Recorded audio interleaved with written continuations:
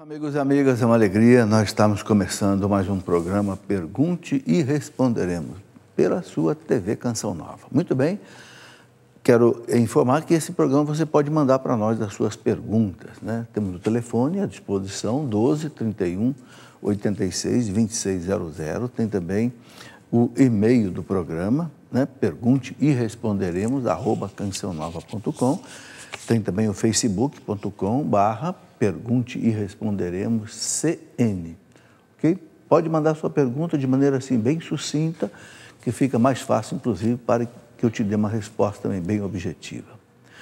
Vamos pedir à Virgem Maria que interceda por nós nesse momento, para que a gente possa realizar um bom programa. Sem mim, nada podeis fazer, diz o Senhor Jesus. Em nome do Pai, do Filho e do Espírito Santo.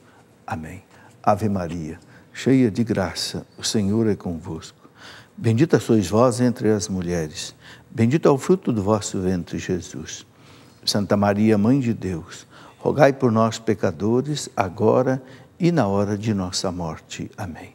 Glória ao Pai, ao Filho e ao Espírito Santo, como era no princípio, agora e sempre. Amém. São José, rogai por nós. Em nome do Pai, do Filho e do Espírito Santo. Amém. Muito bem, eu quero mostrar aqui o livro do padre Anderson Marçal, padre aqui da Canção Nova, todos conhecem, faz inclusive aquele programa, né, Gente de Fé. Um livro sobre a liturgia, uma manifestação da beleza de Deus. Ele coloca aqui, faça uma experiência religiosa através dos atos litúrgicos, reveladores da beleza do próprio Deus. A liturgia é muito importante. Para que a gente possa participar bem, né, é preciso então também entender um pouco do que é a liturgia. Aqui o livro do padre Marçal, né? Anderson Marçal. Muito bem, vamos aqui às perguntas que nós temos hoje para responder. Começando aqui pela pergunta da Carla, que é do Rio de Janeiro. A Carla diz o seguinte: tenho uma imagem de Nossa Senhora de Fátima e ela pergunta assim, poderia transformá-la numa imagem peregrina? Qual o procedimento da igreja? Ô Carla, eu penso que você deve conversar com aí o seu pároco e pedir autorização a ele. Padre, posso pegar essa imagem minha, levar de casa em casa para que as pessoas, né, rezem em cada casa? É bonito isso, né? A gente vê aquela imagem de Nossa Senhora 3 vezes admirável, né? Vai de casa em casa aí, mas é interessante você ter uma autorização da igreja. Todas essas atividades católicas, né? É sempre bom que a gente tenha a autoridade da Igreja Católica. Então tem aí o pároco, né, que na paróquia dele, ele pode autorizar que você faça isso, ok? Se quiser fazer num âmbito mais amplo da diocese, aí talvez seja interessante você conversar com o bispo da diocese. Muito bem. Natan Rodrigues, via Facebook. O que é um ato de contrição perfeita? Ô Natan, contrição perfeita é você se arrepender dos seus pecados, né? Sentir o que a gente chama de compulsão, né? Uma dor de ter ofendido a Deus. Deus que é bom, né? Sumamente bom, digno de ser amado sobre todas as coisas, Deus que nos dá tudo. Então o pecado fere, né, a Deus e também a igreja. Então o arrependimento. Um arrependimento sincero, profundo, o desejo de não voltar a esse tipo de pecado, né? Eu escrevi um livrinho, está aqui, olha, Por que confessar? Como se confessar? Nesse livro aqui eu falo da questão do arrependimento, uma contrição perfeita. Existem 2 tipos de contrição, eu coloco aqui, a contrição, né, e a atrição. O que é atrição? Atrição vem de atrito, né? Atrição é a pessoa que se arrepende por medo do inferno. Então é atrição. A contrição é a pessoa que se arrepende porque magoou o coração de Deus. Por isso que a gente fala uma contrição perfeita. É muito mais digna, muito mais nobre. Ok? Muito bem. Há um outro livro muito bonito também do Dr. Scott Hahn, Senhor, tende piedade. Em inglês, Lord, have mercy. Esse livro, deixa eu ver se ele está por aqui. Está aqui, ó. Senhor, tende piedade, o poder de cura da confissão. O Dr. Scott Hahn foi protestante muitos anos, né? era presbiteriano, pastor presbiteriano, inclusive combatia muito a Igreja Católica, com uma competência muito grande, porque ele é doutor em teologia bíblica, né, pela Universidade da Pensilvânia, mas se converteu ao catolicismo assistindo a Santa Missa. Depois ele escreveu até aquele livro maravilhoso dele, O Banquete do Cordeiro, né? Então, esse livro também aqui mostra a contrição, né, o arrependimento na confissão. Rafael de Arara, São Paulo, descobri que um dos acólitos frequenta também uma igreja protestante. Como devo agir? Ele pode continuar servindo na missa? Ô, Rafael, a primeira coisa é você conversar com ele, né? Dizer, meu amigo, não fica bem, né? Alguém que é acólito, está frequentando a igreja protestante, para quê? Nós não precisamos de nada. Eu gosto de insistir isso daqui. Um documento do Concílio Vaticano II, chamado Unitatis Redintegratio, né, que é a reintegração da unidade, é o documento do Concílio sobre o ecumenismo. Ele diz que a igreja reconhece que nas outras igrejas, religiões, há sementes do verbo. Claro, no protestantismo tem coisas boas. Por quê? Porque foram levadas da Igreja Católica. Levaram a Bíblia, levaram a oração, levaram a fé. Então, tem coisas boas que não podem ser negadas, né? Mas aí o documento do Concílio, no parágrafo 3, diz assim, só na Igreja Católica existe a plenitude dos meios de salvação. Ora, se na Igreja Católica você tem a plenitude dos meios de salvação, os 7 sacramentos das graças, para que você vai numa igreja que não tem um sacramento? Quer dizer, então, converse isso com esse acólito, né? E é aquela correção fraterna que Jesus diz. Vai você sozinho e conversa com ele. Se o teu irmão não te ouvir, né? Vai lá e leva 2 testemunhas. Se ele não te ouvir, leve-o à igreja. A autoridade máxima que Jesus colocou no seu reino é a igreja. Aí Jesus disse, se ele não ouvir a igreja, então considere um pagão. Ok? Muito bem. Rivaldo Pereira pergunta o seguinte, via Facebook, por que a Vulgata difere da Septuaginta, que é a base da Vulgata? E difere também do Codex Alexandrino, Vaticanus Sinático e a Peshitta. Gostaria de uma explicação. Ô, Rivaldo, todas essas coisas que ele colocou aqui são alternativas bíblicas, tá? O que é? Vamos explicar por parte. O que é a Vulgata? A Vulgata é o texto que São Jerônimo, lá por volta do ano 370, traduziu do grego e do hebraico para o latim a pedido do Papa Dámaso. Né? São Jerônimo foi secretário do Papa Dámaso, ficou 30 anos na Palestina traduzindo. É a melhor tradução da Bíblia, a Vulgata. Só que a igreja aperfeiçoou ainda mais a Vulgata. A Septuaginta era o texto apenas do Antigo Testamento, que foi escrito 200 anos antes de Cristo, lá no Egito. O que é a Septuaginta? Vamos explicar também isso. 200 anos antes de Cristo, havia em Alexandria, no norte do Egito, a maior biblioteca do mundo, que foi fundada por Alexandre Magno, aquele grego que fundou a cidade de Alexandria. E ali havia a melhor biblioteca do mundo, não é? Na época, né? 200 anos antes de Cristo. Inclusive não havia livros assim, né? Não, eram rolos, né? Eram rolos, tipo pergaminho enrolado, né? Eles eram colocados assim em rolos, né? Como se fossem assim rolos hoje de papel toalha, estavam colocados aí numa prateleira, né? Bem, o rei do Egito, na época, o faraó Ptolomeu, queria ter todos os livros do mundo na biblioteca de Alexandria, e ele não tinha a Bíblia. E havia muitos judeus em Alexandria. Então, ele mandou chamar 70 rabinos judaicos da Palestina para o Egito para traduzir a Bíblia do hebraico para o grego, que se falava o grego em Alexandria. Aí surgiu a Septuaginta, dos 70, Sept vem de 70. Agora, a Septuaginta, claro, foi 200 anos antes de Cristo, então só tinha os livros do Antigo Testamento. A Vulgata tem os livros do Antigo Testamento e tem também os do Novo Testamento, que São Jerônimo já traduziu lá por volta do ano 370, depois de Cristo. Então, essa é a diferença. A mesma coisa que você coloca aqui nos outros, o Código Alexandrino, o Código Vaticano, o Código Sinático, mesma coisa. eram textos que não tinham os mesmos livros da Vulgata, por isso que é diferente, ok? A composição da Bíblia é algo complexo, né? A Bíblia, nós sabemos, ela começou a ser escrita mais ou menos há 1.200 anos antes de Cristo, né? Em hebraico e grego, e depois traduzido para o latim. Por isso que é importante fazer um curso bíblico, né? Eu não sei se tem aqui comigo, tem aqui, ó. A Sagrada Escritura é o segundo volume de uma coleção de 3 livros que eu escrevi para o programa Escola da Fé. O primeiro volume é sobre a tradição da igreja, o segundo sobre a Bíblia e o terceiro, o magistério. Esse aqui é um curso bíblico que eu explico essas coisas todas. O que são livros apócrifos, por que foram retirados da Bíblia 7 livros, os protestantes retiraram dele, né? Enfim, essas coisas todas. É importante ter essa formação bíblica, tá? Muito bem. Aí, então, o Rinaldo. Depois eu tenho a pergunta aqui da Marlene Klein, de União da Vitória, no Paraná.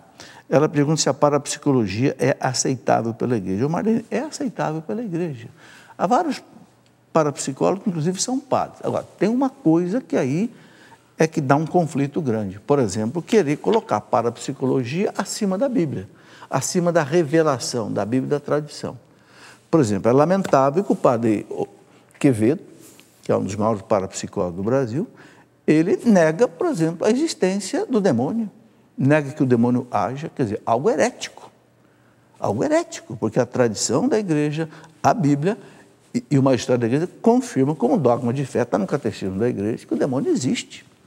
Ora, São João diz que, na primeira carta de São João, capítulo 3, versículo 8, São João diz: Jesus se manifestou para destruir a obra do demônio. Jesus enfrentou o demônio no deserto, Jesus fez exorcismos. Aí chega um parapsicólogo e diz: não, tudo isso aí é coisa parapsicológica, não existe, né, o demônio. Quer dizer, aí é um absurdo. Aí está querendo colocar a parapsicologia acima da teologia, acima da revelação bíblica. É isso que não pode acontecer, né? Eu escrevi um livro, né? Eu escrevo um livro por causa dessas coisas mesmo, né? Esse livro, Falsas Doutrinas, tem um capítulo aqui sobre parapsicologia. O que a igreja aceita, enquanto ciência, como ciência, a igreja aceita. Agora, ela não pode se arvorar no direito de querer fazer acima da revelação. Quero explicar aqui uma coisa. Ciência e fé, 2 coisas que a igreja valoriza muito. Qual é a diferença? A ciência procura a verdade. Com a pesquisa, no laboratório, a ciência procura a verdade. A revelação traz a verdade do céu. Essa é a diferença. A ciência faz isso, a revelação faz isso.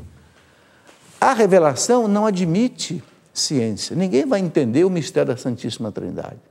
Pode juntar todo cientista do mundo que não vai explicar o mistério da Santíssima Trindade, porque é uma revelação de Deus que não cabe na nossa cabeça. Algum cientista vai explicar como é que a hóstia é o corpo de Cristo? Jamais. Algum cientista vai explicar que o vinho consagrado é corpo, sangue, alma e divindade de Cristo? Não tem explicação, é porque é revelação. Então a ciência busca a verdade, a revelação revela a verdade. Agora, o que não pode é a ciência querendo entrar no campo da revelação. É o que às vezes a parapsicologia faz. Aí embola o meio de campo. Mas tirando isso, aquilo que é pura ciência parapsicológica, a igreja aceita. Não quero ser identificada, tudo bem. Uma pessoa que pergunta o seguinte: fui abandonada pelo meu marido há 5 anos. Somos divorciados e eu vivo a castidade. O que eu posso e não posso fazer na igreja? Quais trabalhos posso assumir? Olha, em princípio, pode realizar todos os trabalhos. Se você vive a castidade, agora, conversa aí com o seu pároco, né? Mas, em princípio, se você não foi culpada fundamentalmente pela separação, né, é isso que o pároco poderá querer analisar, né? Vive a castidade, em princípio, você pode realizar, né, qualquer atividade na igreja, a menos que haja algum outro motivo que o pároco não queira, ou o pároco ou o bispo não queira autorizar, não sei, ser ministro, outra coisa, acólito, alguma coisa desse tipo, né? Outra pessoa que pede para não ser identificada, a gente respeita. Se você não quiser que seu nome seja dito, você, pelo Facebook, ou por carta, ou por telefone, eu não quero que meu nome seja revelado. Muito bem. O padre proibiu os ministros extraordinários da Sagrada Comunhão de se ajoelharem na hora da consagração, na missa. Como proceder? Devo me afastar do ministério? Não. Não é o caso de querer se afastar do ministério. Veja bem, o documento da igreja, chamado Redemptione Sacramento, que regula a missa, tudo diz que os ministros da Eucaristia, eles não têm que ficar no altar, no presbitério. Não.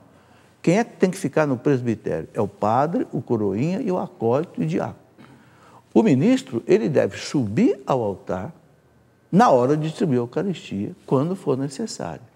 Inclusive, o documento diz que o ideal é que o sacerdote distribua a Eucaristia para todo mundo. Por quê? Porque o sacerdote faz o papel do Cristo. O Cristo que na Santa Ceia, ele distribuiu a Eucaristia. Tomai e comei. Então, a Redemptione do Sacramento diz que o ideal é todo mundo comungar com o padre. Agora, evidentemente, a igreja criou os ministros extraordinários, olha o nome da Eucaristia. Por quê? Porque quando há muita gente, então o padre pode precisar de um ministro, 2 ministros, então, tudo bem, certinho. Agora, os ministros, eles não têm que ficar no altar. Então, se ele fica fora do altar, ele pode ajoelhar como todo mundo se ajoelha. Agora, se o padre admitiu que eles estejam no altar, aí o padre pode regular também como é que isso vai acontecer, porque aí não está normalizado pela igreja, ok? Mas não tem esse negócio de querer abandonar o ministério por causa disso, não chega a esse ponto não, tá certo? Nós não podemos também ser assim radicais, né?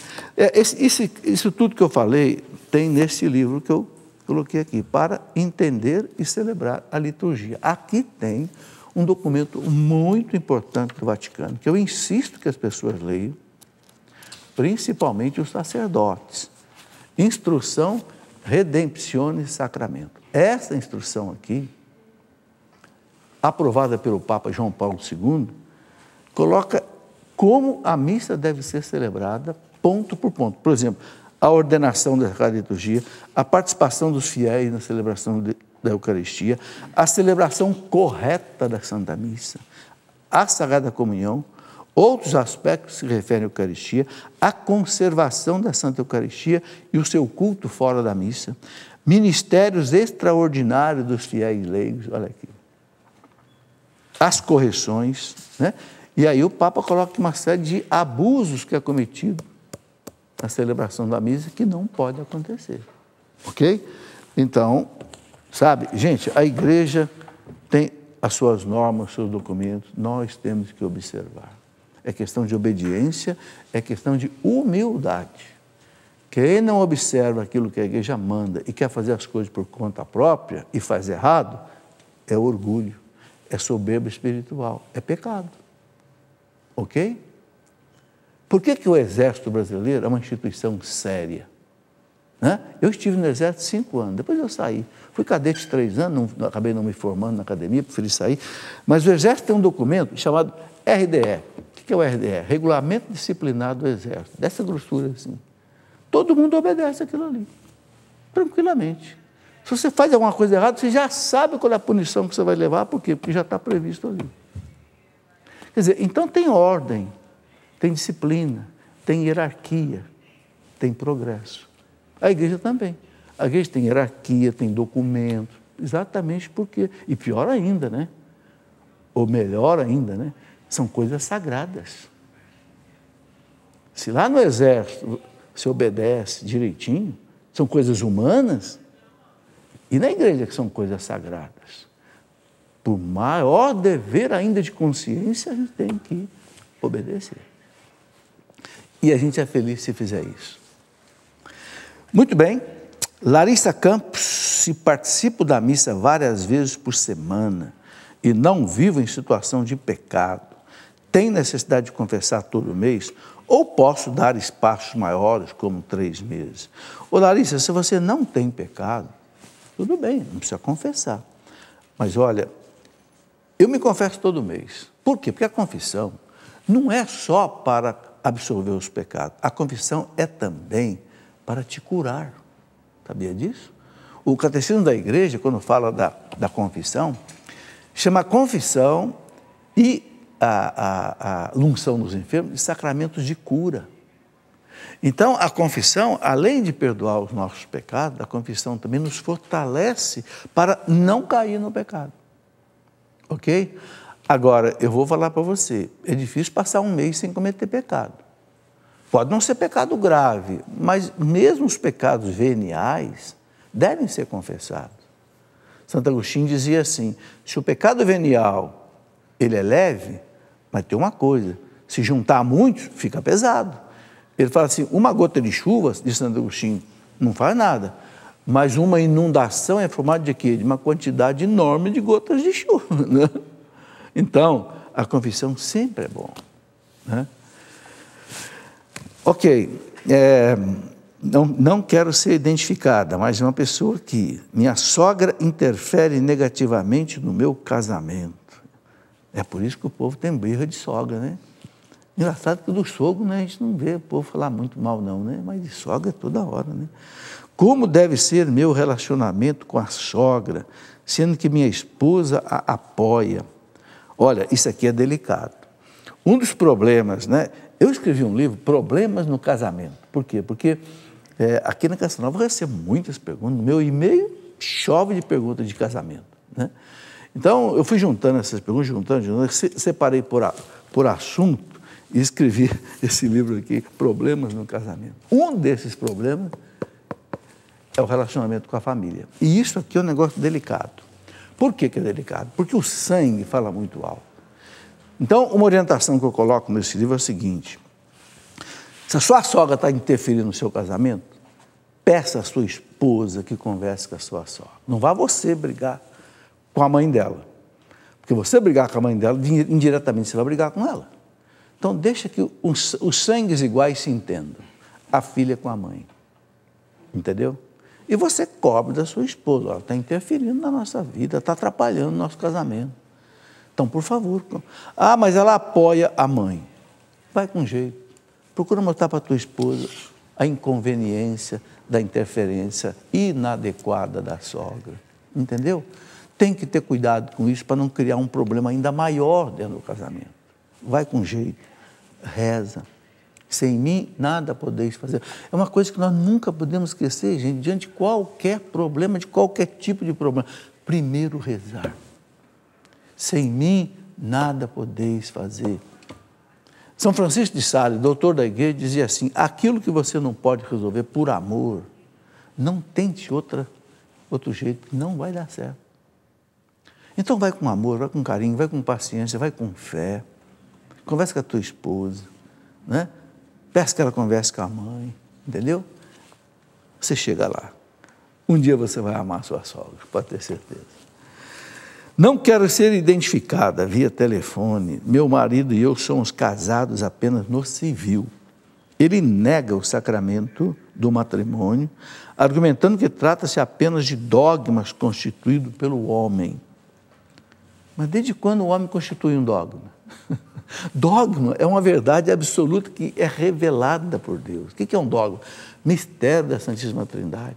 A transubstanciação do pão e no vinho, no corpo e sangue de Jesus. Homem nenhum pode baixar um dogma. Quer dizer, então já percebo que seu marido é totalmente ignorante na religião. Né? E ela continua dizendo que assim, como posso argumentar com ele através da Bíblia? Bom, através da Bíblia você pode mostrar o seguinte, quem instituiu o sacramento do matrimônio foi Deus. Quando Deus criou o homem e a mulher, Deus disse para os dois, né? O homem deixa a casa de seu pai, está lá em Gênesis 2, 23. O homem deixa a casa de seu pai, se une à sua mulher, não a outro homem, né? Se une à sua mulher e sereis uma só carne. Está aí a união. Depois, lá no capítulo 19 de São Mateus, os fariseus perguntaram para Jesus, mestre, é lícito o divórcio? Porque Moisés autorizou o marido dar uma carta de divórcio e despedir a mulher. Jesus disse, não. Moisés autorizou por causa do pecado, da dureza do coração de vocês, mas no princípio não foi assim. No princípio, Deus disse, aí Jesus repete a palavra lá do Gênesis, o homem deixa a casa de seu pai, se une a sua mulher, sereis uma só casa. Aí Jesus diz uma coisa que não está no Gênesis. Jesus diz assim, não separe o homem o que Deus uniu. O que Deus uniu, está aí o sacramento do matrimônio. Não é um homem simplesmente que une com a mulher, é Deus.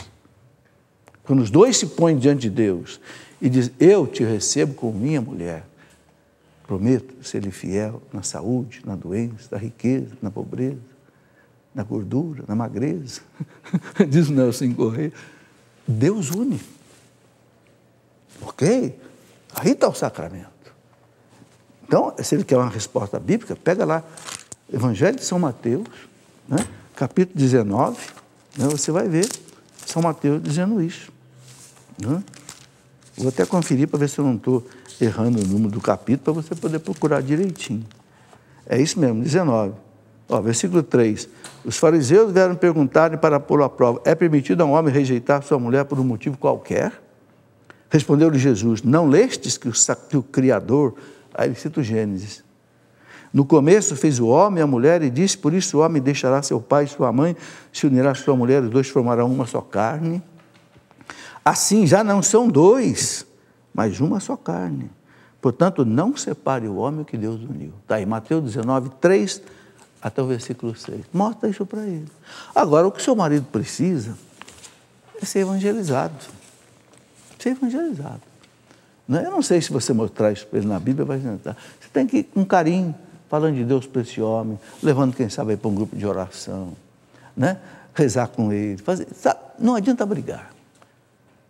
Repito a frase de São Francisco de Sales, o que você não conseguir fazer por amor, com paciência, não adianta outro jeito que vai dar errado. Essa é uma norma de vida muito boa, né?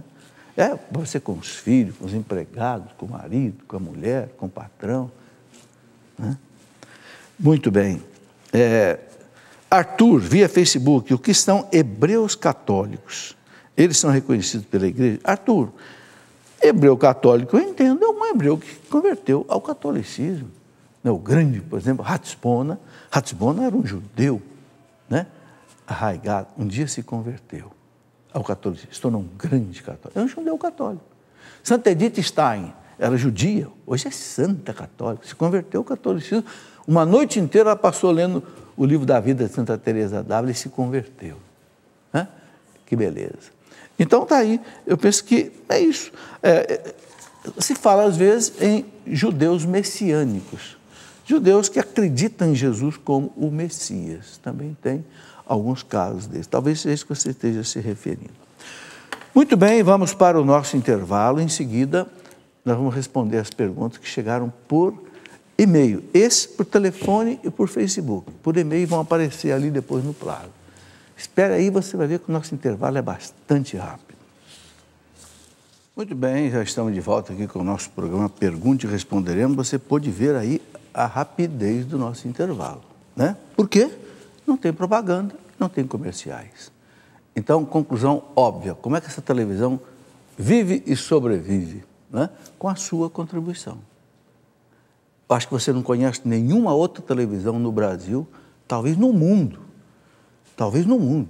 que viva só de doações.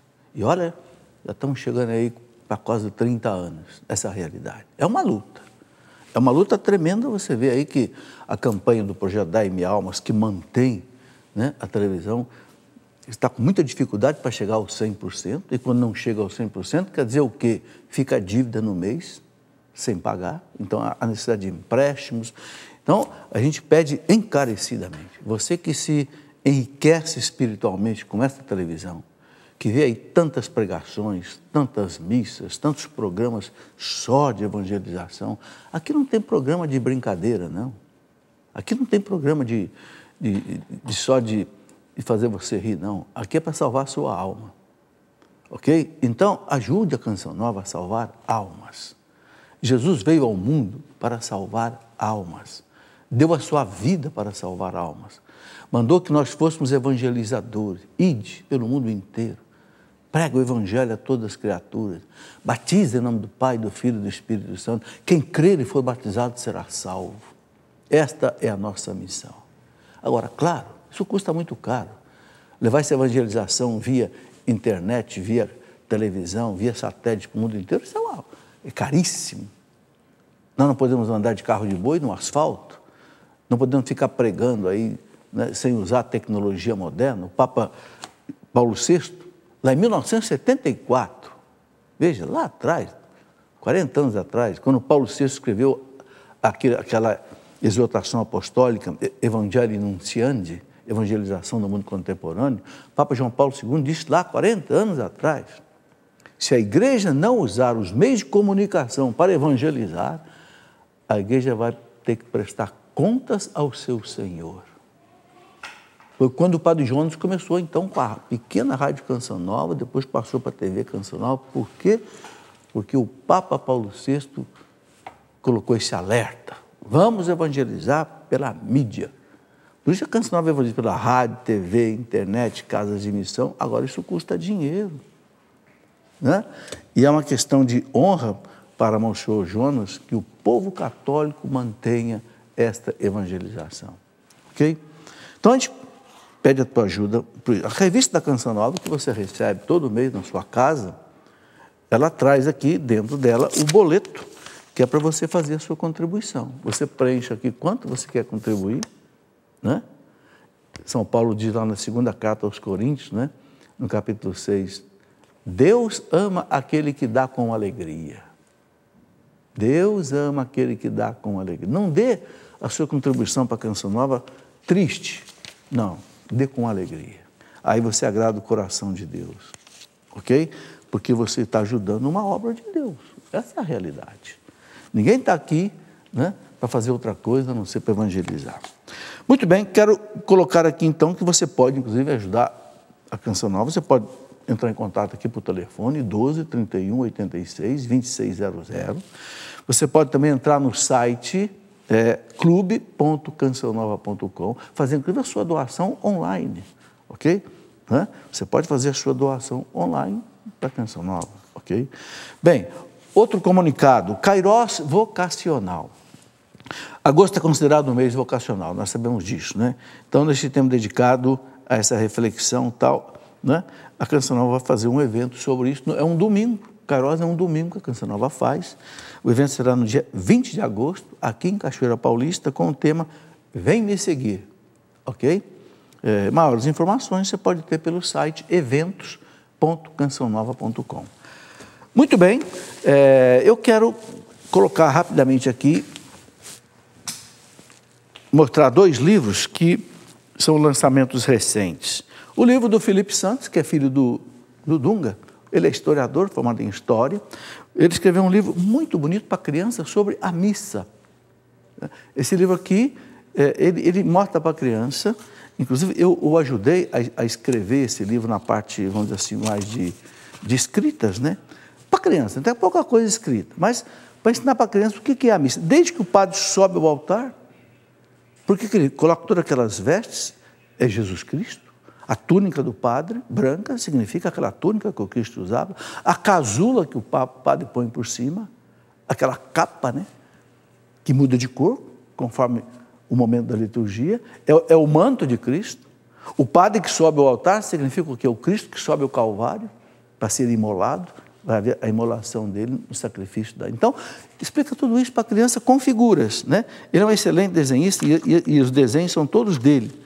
Ele explica, então, olha aqui, por que o padre usa um dia uma casula vermelha, festa de Pentecostes, liturgia de um Marte, por exemplo, tom vermelho. Por que usa, às vezes, o roxo, que celebra, um roxo claro, por exemplo, o terceiro domingo, por exemplo, do Advento, né? Depois, o verde, tempo comum, enfim, para você ensinar para a tua criança o sentido da missa. Aí tudo, a Eucaristia, a consagração, a oração dos fiéis. Para educar as crianças é muito importante. Senão a criança fica na missa sem entender nada, né? Às vezes fica lá, às vezes com 10, 12, 13 anos, não tem uma formação, né? E outro livro que, esse fui eu quem escrevi, a Reforma Protestante, para entender a Reforma Protestante. Faz 500 anos que aconteceu a Reforma Protestante, 1517. Aliás, esse ano é cheio de comemorações, né?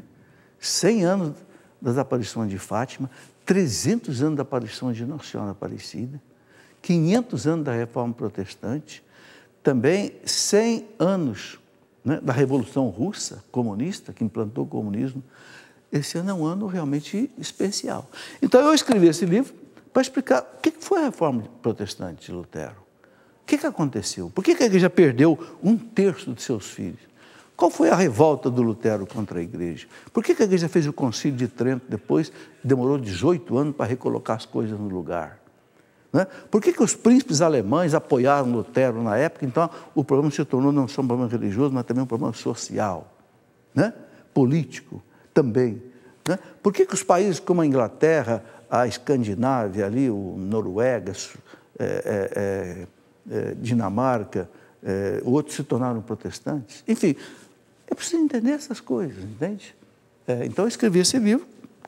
É um livro histórico, não é um livro para fazer assim, nenhuma nem ofensa, nem polêmica com os irmãos separados protestantes, não. É um livro, eu sou professor de História da Igreja. Né? Tem publicado, não sei se está em algum lugar aí, livro de História da Igreja, né? 3 volumes sobre História. Então, é um livro de História da Igreja, ok? Para apenas conhecer o que foi o fato histórico da Reforma Protestante. O que aconteceu com Lutero? Depois Calvino, depois Zwinglio, depois Melanchthon, né? E todo o desdobramento protestante que chegou até hoje, com todas essas denominações protestantes que há no mundo. Muito bem, vamos aqui para as perguntas de hoje.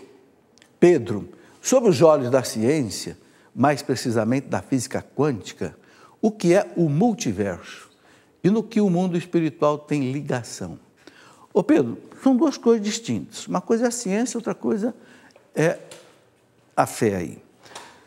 A física quântica é a física que estuda a profundidade da matéria. Né? Por exemplo, quando você vê essa lâmpada acesa aí, por que essa lâmpada acende sem ter filamento lá dentro? São os elétrons, né, que giram em torno do núcleo, e quando eles emitem, passam de um nível de energia para um outro nível menos energético, ele emite um fóton de luz. Então, a física quântica estuda isso. É pura física. Não é bem a física quântica que fala do multiverso. Quem fala do multiverso é a astronomia, ok? Eu fiz doutorado em física lá no ITA, exatamente na área de ciências aeroespaciais. O que fala do multiverso é a astronomia. O que é o multiverso? O multiverso é uma teoria que existe na astronomia de que possa haver vários universos. O padre George Lemaître, que era um físico, padre, doutor em astrofísica, ele descobriu a origem do nosso universo, o Big Bang, há 13,7 bilhões de anos atrás. Alguns físicos dizem, bom, existe além do nosso universo, com tudo que os astrônomos já conhecem hoje, com o sistema solar, as galáxias, os quásaros, os púlsaros, os buracos negros, etc., podem existir outros universos, só que não há prova nenhuma disso. Isso é que os físicos chamam de multiverso. O que tem a ver isso com a vida espiritual? Por ora, nada. Por quê? Porque ninguém sabe se isso é verdade ou não. Sabendo que existe o nosso universo, criado por Deus. Agora, se houver outros universos, que eles chamam de multiverso, aí é porque Deus criou. Então, né? No credo nós rezamos, creio em Deus Pai Todo-Poderoso, Criador de todas as coisas visíveis e invisíveis. Essa é a ligação que possa ter aí com a espiritualidade. Vamos lá. Elaine, do Rio de Janeiro. Na celebração do sacramento do batismo, admite-se apenas um padrinho e uma madrinha? Sim. Elaine, no sacramento do batismo, está no Código de Direito Canônico, a criança deve ter um padrinho e uma madrinha, ok? É o que prescreve lá. Na crisma, um padrinho. Se ele é homem, é um padrinho. Se ele é mulher, uma madrinha, ok? No casamento não tem padrinho nem madrinha. No casamento tem testemunha. O pessoal enche de padrinho e madrinha do lado do altar. Não existe padrinho de casamento, existe testemunha. Padrinho é só batismo para crisma. Vamos lá. Edna, o que acontece com o nosso anjo da guarda quando nós morremos? Ô Edna, eu confesso para você que eu nunca li nenhum documento da igreja o que acontece com o anjo da guarda. O anjo da guarda é um mensageiro de Deus. Então, a pessoa morreu, volta para Deus, o anjo volta para Deus. Está à disposição de Deus, ok? Para uma outra missão que Deus dá a ele. A palavra anjo, do hebraico, do grego, quer dizer mensageiro. é um mensageiro de Deus. Ele fica à disposição de Deus. É o que a gente pode dizer. É correto o padre não tomar o vinho transubstanciado porque está tomando medicamento? É um caso muito especial. Ele pode comungar o pão, comungou plenamente. Se ele não tomar o vinho, eu não sei, sinceramente, nunca vi isso e nunca li também em nenhum documento da igreja sobre isso. Eu tenho que ser honesto aqui. Eu não vou chutar uma resposta se eu ter certeza. Não sei. Eu penso que é um caso muito específico que, de repente, tem que se ter até aí uma jurisprudência canônica do Vaticano para saber se pode ou não. Né? Em princípio, o que o padre toma de vinho é tão pouco, e ele não precisa tomar muito vinho, porque não é a quantidade de vinho que faz acontecer a transubstanciação, é o vinho. Se ele tomar uma colherinha de vinho, é o suficiente. Então, eu penso que aí possa ser uma saída. O padre não precisa tomar todo um cálice de vinho. Ele pode consagrar um mínimo necessário. E eu penso que esse mínimo necessário não vai ter uma interferência num remédio que ele esteja tomando. Eu acho que aí também tem questão de bom senso para resolver o problema, né? Vamos lá. O que a igreja diz sobre o processo Hoffman, Fernanda Machado? Olha, Fernando, do que eu sei desse processo Hoffman, é um processo da psicologia para a pessoa ter um autoconhecimento. Agora, eu não conheço a fundo, do que eu já li sobre isso uma vez, diz que o Dr. Hoffman teve esse projeto dele, inclusive aprovado em algumas universidades americanas, da cidade de Harvard e outros. Então, me parece ser algo puramente do campo psicológico. Agora, então, eu sugiro o seguinte, converse aí com algum psicólogo que entenda disso melhor do que eu, possa te dizer se é puramente psicologia ou se pode ter alguma interface com espiritualidade. Aí seria o caso de tomar um pouco de cuidado. Mas se for psicologia pura, aí é questão de saber se o Conselho Federal de Psicologia aprova esse método como um método lícito para a prática psicológica ou não. Aí não é meu campo, não vou falar muito. Celso de Jacareí, se a igreja condena conversar com os mortos, como pode um vidente receber as mensagens de Nossa Senhora? Bom, primeiro que são coisas distintas. Uma coisa é você evocar os mortos, chamar os mortos aqui. É isso que é proibido. É isso que realmente a Bíblia tem colocações muito claras sobre isso. Fazer evocação dos mortos. Outra coisa é Nossa Senhora aparecer porque ela quer aparecer. Porque Deus autorizou, você não está chamando. Não é? É diferente. Ok? E outra coisa, Nossa Senhora já ressuscitou. Os mortos não ressuscitaram. São coisas completamente diferentes. Quando Nossa Senhora aparece, ela aparece com o seu corpo. Tanto assim que às vezes aparece como uma índia, no México, como uma loirinha lá na Iugoslávia, como uma morena aqui no Brasil, sei lá. Porque é um corpo ressuscitado que pode mudar as aparências. Ok? Então não tem nada a ver a evocação dos mortos, que é uma prática espiritual, uma aparição de Nossa Senhora, que é uma deliberação de Deus que permite, para que Nossa Senhora alerte a humanidade sobre os seus erros. São coisas distintas, não tem correlação. Qual o caminho mais fácil para superar a morte da mãe? Ana Maria de Cuiabá. Ana Maria, é entregar a mãe para Deus. Eu passei por várias experiências de morte de pessoas muito íntimas de mim. Perdi um irmão mais velho já, perdi a minha irmã mais nova, perdi a minha esposa. O que mais me fez bem diante da morte? Entregar a pessoa para Deus. Senhor, é tua. O Senhor nos deu por tantos anos. Muito obrigado. Por esses 40 anos que o Senhor me deu como esposa. Agora, Senhor, eu te devolvo. Com o coração sangrando, sofrido, mas eu te devolvo. Se você fica agarrado na pessoa, aí você sofre muito. Entrega para Deus. Aquilo disse o profeta Jó, capítulo 1, versículo 21 do livro de Jó. Deus dá, é dele. Deus dá, Deus leva. Bendito seja Deus.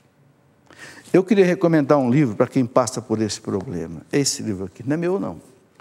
O Breviário da Confiança. É um padre, Monsenhor Ascânio Brandão, um homem que morreu com fama de santidade. Esse homem foi confessor da minha mãe, ela me dizia isso. Esse livro é maravilhoso. ele escreve uma página para cada dia. No mês de novembro, que é o mês das almas, ele coloca aqui reflexões profundíssimas sobre as almas. Inclusive no livro que eu escrevi sobre a morte, o cristão diante da morte, está aqui. Eu usei bastante esse livro. Como é que o cristão deve enfrentar a morte? É uma realidade, nenhum de nós vai ficar para a semente. Se Deus permite que a gente morra, sabe por quê? É porque tem coisa melhor depois. Deus é pai, o pai não dá coisa pior para o filho. A gente tem que estar preparado. Mas aqui no mês de novembro, o Monsenhor Ascânio Brandão, né, ele fala muito sobre exatamente a vida eterna. Ele começa aqui, dia 1º, o céu, né? 2, pensamentos consoladores do purgatório. Isso é uma beleza. São 11 pensamentos de um santo doutor da igreja, São Francisco de Sales, sobre o purgatório. Sabe? Depois, os esquecidos. Então, todo mês, misericórdia para os misericórdios, todo o mês, né, de novembro, ele põe uma reflexão sobre a morte. Muito bonito. Olha, eu já dei esse livro de presente para muita gente. E não teve uma pessoa que me dissesse, especialmente quando perdeu um parente, tal, que não tivesse sido consolado lendo esse livro. Muito bem. O que mais? José Joel de Tucano, na Bahia. Como entender o orar através de línguas, sendo que não há significados inteligíveis? Ô José Joel, eu sugiro que você leia 2 capítulos da primeira carta de São Paulo aos Coríntios, capítulo 12 e capítulo 14, onde São Paulo explica direitinho o que é o dom de línguas. São Paulo diz assim, quem ora em línguas, ele não entende. Não é uma língua, um inglês, francês, não, é um linguajar de comunicação com Deus que alguém pode interpretar, não traduzir, não é tradução, é interpretação.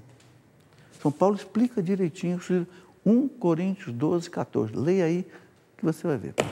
E é bíblico, nós não podemos negar o dom de línguas. Jesus diz lá no Evangelho de São Marcos, Jesus diz no Evangelho de São Marcos, no finalzinho, eis o sinal que acompanharão aqueles que crerem. Em meu nome expulsarão os demônios, falarão línguas novas. Né? No dia de Pentecostes, os apóstolos orando em línguas e as pessoas, cada um na sua língua, entendia. É um mistério, né, de Deus, mas que tem base bíblica, não podemos negar. Ok? Agora, para ter uma explicação mais detalhada, nosso programa aqui não permite isso. E nem é o objetivo do programa, parar num ponto só e ficar desdobrando. É importante você ler a primeira carta de São Paulo aos Coríntios, capítulo 14. O que o Papa Francisco disse em relação às aparições de Medjugorje? O Papa Francisco mandou constituir uma comissão de peritos para estudar realmente as aparições de Medjugorje, mas não tem ainda uma conclusão. Temos que esperar para ver o que o Papa vai dizer. Sou traída pelo meu marido e tenho um filho homossexual. Disso não tenho culpa. Recentemente recebi um convite para ser ministra extraordinária da Sagrada Comunhão, que é meu sonho. O que fazer? Bom, se você foi convidado, o pároco achou que você pode ser ministra, não sei, responsabilidade é dele, e você faça um discernimento. Né? Se você sente essa vocação, esse desejo, né? Aí não tem nada a ver com a questão do seu filho, não tem nada a ver com a questão do seu marido te trair. Se você vive, né, a tua vida direito, segundo a lei de Deus, não há impedimento de você ser ministro. Então, conversa aí com o seu pároco e decida isso. Tá? O que mais? André Luiz de Oliveira, Itaúna, Minas Gerais. Qual era a posição da igreja perante a escravidão de negros no período do Brasil colonial e império? A posição da igreja era totalmente contra a escravidão. E eu quero mostrar aqui num livro, né? Eu escrevi um livro, cadê? Está aqui, é esse livro aqui. Jesus, sinal de contradição. Eu tenho um capítulo aqui, a igreja e a alma dos escravos. Nesse capítulo desse livro, eu mostro que a igreja sempre foi radicalmente contra a escravidão. E olha, lá desde 1500 e pouco. E tem documentos. Quero ler aqui para você. Isso aqui faz parte aqui desse coisa. Olha, o Papa Paulo III, que morreu em 1549, eu estou falando de 1500, quando o Brasil foi descoberto, Ele publicou 3 bulas pontifícias condenando a escravidão dos índios, também dos escravos, e declarou herética a concepção segundo a qual eles seriam desprovidos de razão e incapazes de conversão. Por que a igreja mandou os missionários para cá com Pedro Álvares Cabral para evangelizar os índios? Porque acreditava na alma dos índios e quando Pedro Vaz de Caminha escreveu a carta para o rei de Portugal, disse que eles podem ser evangelizados, sim. Basta o senhor mandar para cá evangelizadores. Né? Olha o que uma palavra do Papa Paulo III colocou. É um breve dele. Breve é um documento, né? Por isso, apesar de tais índios viverem fora da igreja, porque não eram batizados ainda, não devem nem deverão ser despojados de sua liberdade. Ok? Não havia ainda escravos no Brasil, escravos negros. Só que os índios eram também evangelizados pelos colonos que vinham para cá da Europa. Né? Não devem ser despojados da sua liberdade, nem da posse de seus bens. Ok? Porque são criaturas humanas e, como tais, suscetíveis de fé e de salvação. Eles não devem ser levados à destruição pela escravidão, mas à vida pelo exemplo de oração. Tá? Depois, o mesmo Papa Paulo III publicou uma bula chamada Veritas Ipsa. Eu faço questão de ler isso. É de 1537. Olha, faz 500 anos. Porque essa acusação de que a igreja foi favorável à Inquisição é mentira. Eu quero ler aqui, olha, o que o Papa coloca, ele diz assim, está aqui nesse livro, aqui, olha, eu quero ler aqui, inclusive, o que está colocado aqui. O Papa coloca o seguinte, 1537, o comum inimigo do gênero humano, o mal, né?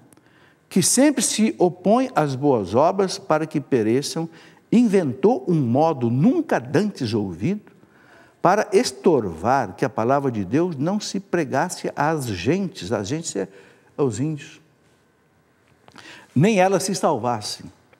Para isso moveu alguns ministros seus que, desejosos de satisfazer as suas cobiças, presumem afirmar a cada passo que os índios das partes ocidentais, que têm descoberto aqui na América, né,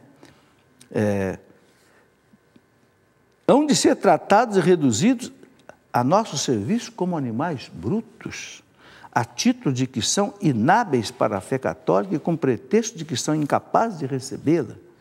Os põe em dura servidão em que têm suas bestas, como os animais, né? Apenas é tão grande como aquela com que afligem esta gente.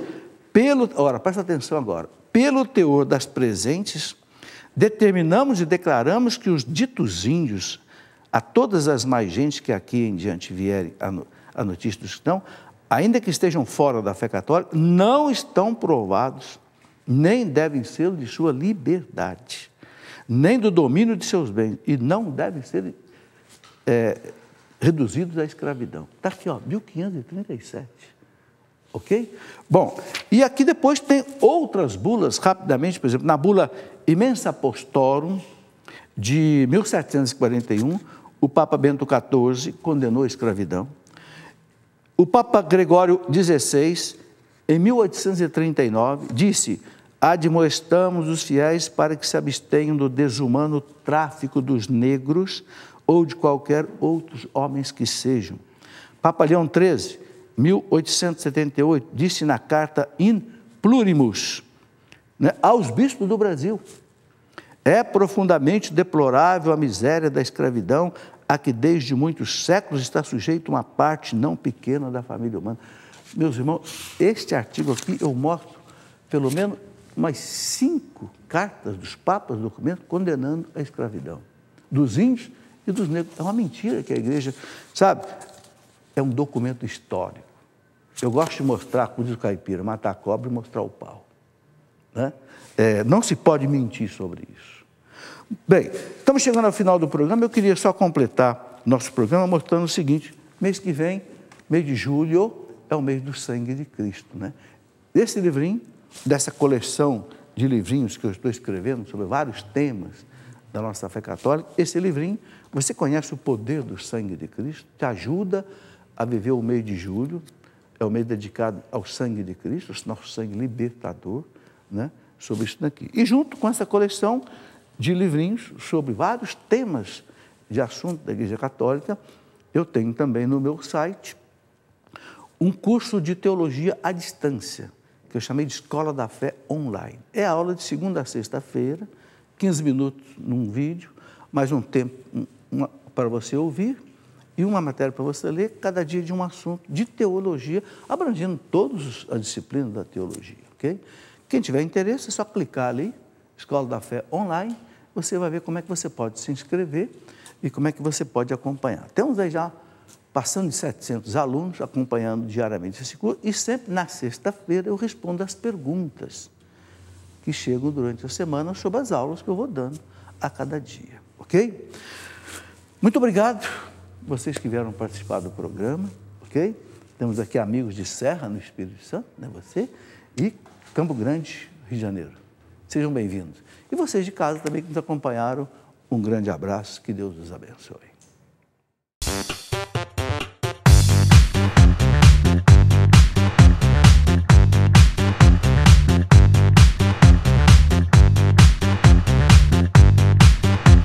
CançãoNovaPlay.com. Assine já!